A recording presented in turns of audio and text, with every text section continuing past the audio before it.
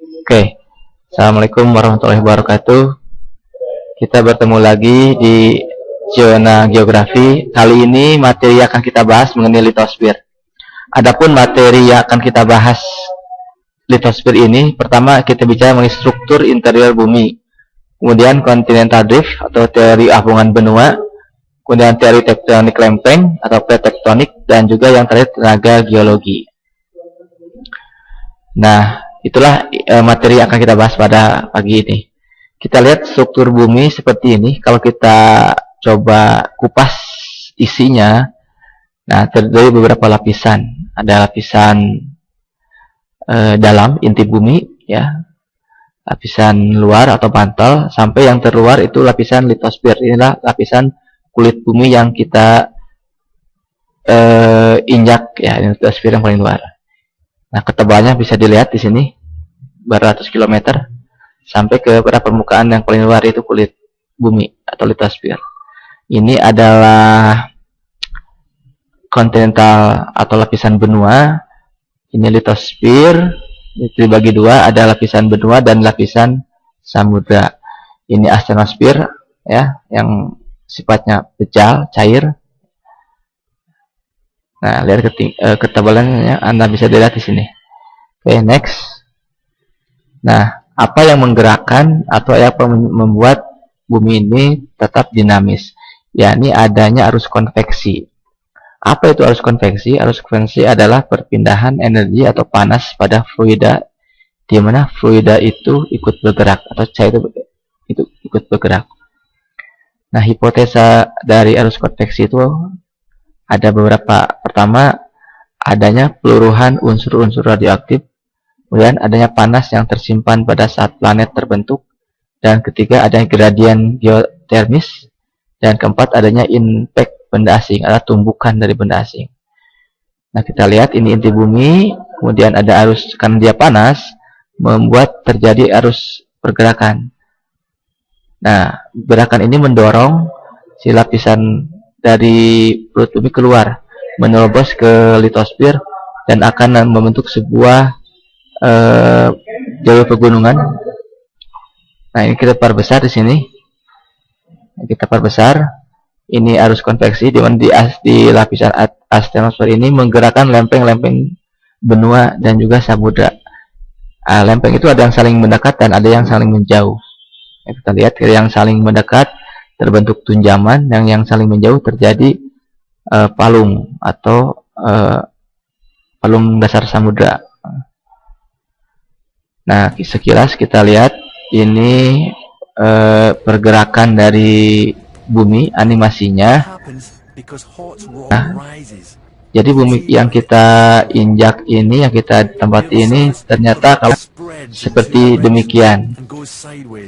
Nah, diawali dari inti bumi, ya, terdiri batuan cair yang sangat pijar.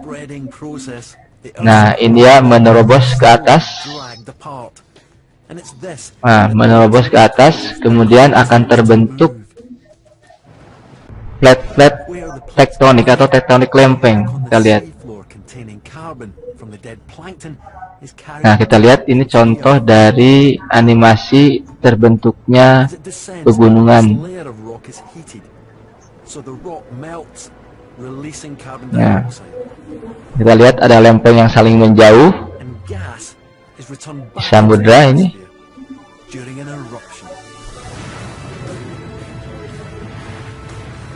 Nah, betul.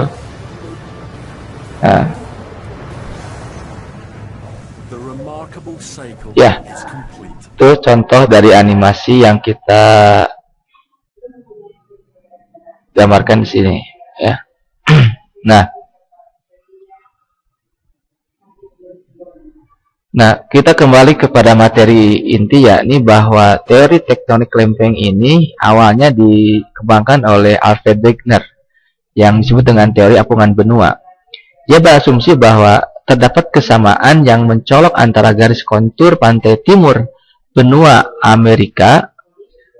Ini pantai timur benua Amerika ini, dan selatan dengan garis kontur pantai barat Eropa dan Afrika. Ini pantai barat Eropa dan Afrika. Ini kalau digabungkan kayak permainan puzzle, jadi bersatu, bergabung. Kemudian bagian-bagian yang bertemu memiliki kesamaan dalam formasi geologi. Jadi batuan geologi antara pantai barat Afrika dengan pantai timur Amerika itu sama umurnya. Ini menunjukkan bahwa mereka dulunya satu kesatuan, dan memang dulu dipercaya bahwa bumi ini adalah satu kesatuan benua yang disebut dengan Pangea, di mana kemudian pecah, yang atas menjadi Laurasia dan yang bawah menjadi Gondwana Land. Nah, teori ini dari benua-benua yang ada sekarang dahulunya adalah satu benua, ya ini yang disebut Pangea tadi ya. Kemudian pecah menjadi beberapa lempeng-lempeng benua. Nah, ini kita lihat gambarnya ya. Ada yang menjadi wilayah selatan Gondwana, dan ada yang menjadi wilayah utara, itu dengan Laurasia, Eropa dan Asia. Nah, dinamika pergeseran benua-benua di permukaan bumi ini kalau kita rentangnya itu kita lihat dari 200 juta tahun yang lalu, di mana pergerakannya ada benua-benua tergabung dalam satu super benua yang disebut dengan Pangea. Amerika Utara dan Eurasia merupakan bagian utara Pangea dan disebut dengan Laurasia. Nah, benua-benua lain bergerombol di segmen selatan, yaitu Gondwana, di sebelah timur terdapat Laut Tethys. Kemudian pada rentang 180 juta tahun yang lalu, benua Pangea mulai pecah dengan munculnya Samudra Atlantik Utara di antara Laurasia dan Gondwana. Gondwana sendiri pecah menjadi 3 bagian, dan Laut Tethys menjadi lebih sempit. Kemudian rentang 135 juta tahun yang lalu, sebuah retakan melebar antara Amerika Utara dan Eurasia dengan memperlebar Atlantik Utara. Amerika Selatan dan Afrika mulai terpisah sepanjang suatu retakan yang menjadi Samudra Atlantik Selatan. India itu mulai bergerak menuju Asia. Makanya India ini adalah disebut juga dengan anak benua, karena dia berada di selatan kemudian bergerak ke utara menumbuk ke Asia, di mana tumbukannya ini menjadi pegunungan Himalaya. Nah, kita lihat saat ini Greenland telah terpisah, sementara Australia telah berpindah ke utara dan Antartika, dan India sudah menabrak Asia. Nah, diprediksi 50 juta tahun ke depan, itu Samudra Atlantik terus melebar, sementara Samudra Pasifik mensyut. Australia mendekati Asia, ada lembah retak di Afrika terbuka dan tergenang.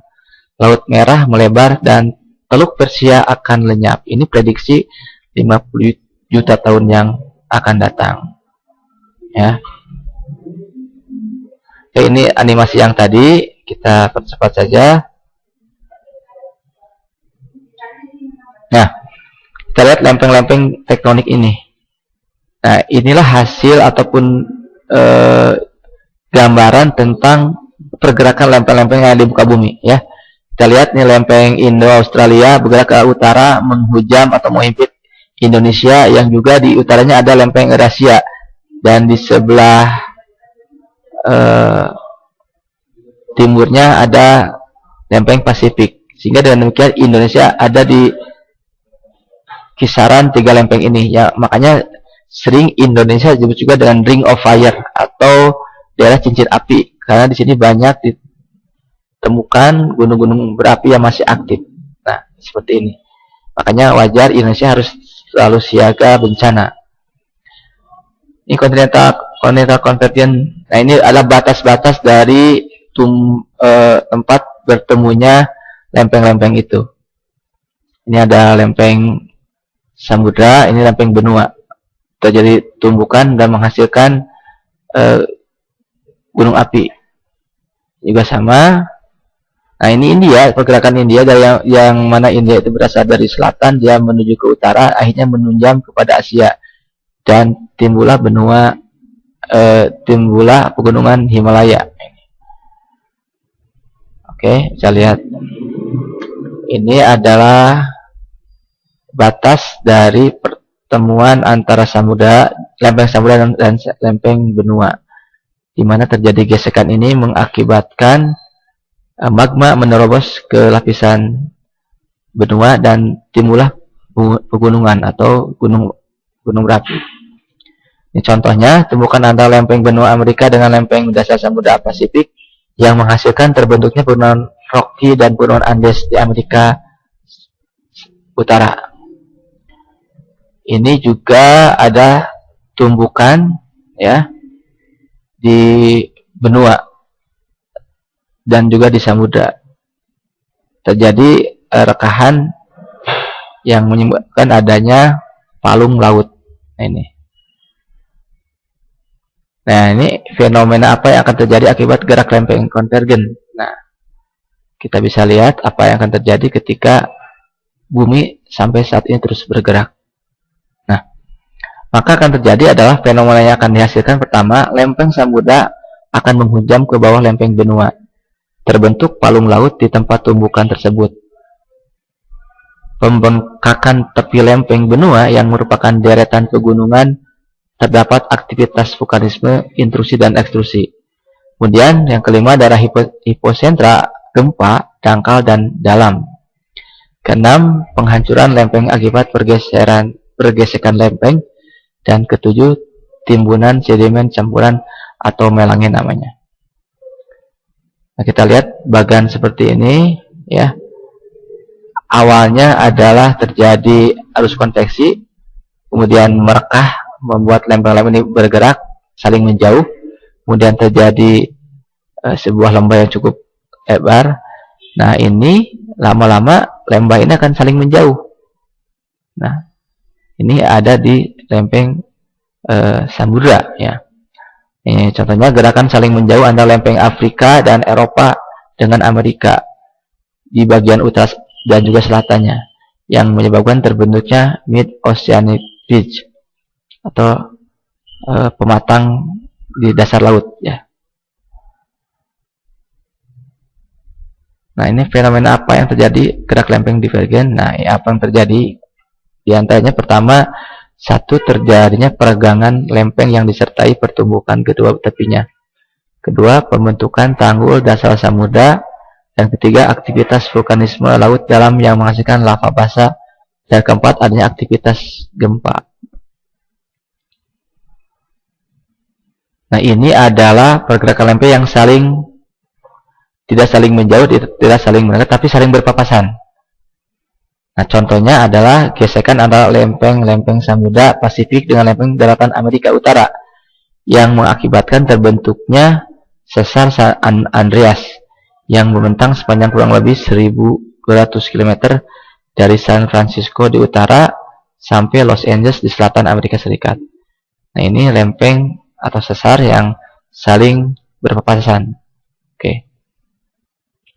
Nah, inilah yang menyebabkan bentuk muka bumi ini beraneka macam ya. Ada gunung, ada lembah, ada sungai, ada danau. Inilah akibat dari lempeng tektonik yang terus bergerak itu. Sementara demikian dulu bahasan kami.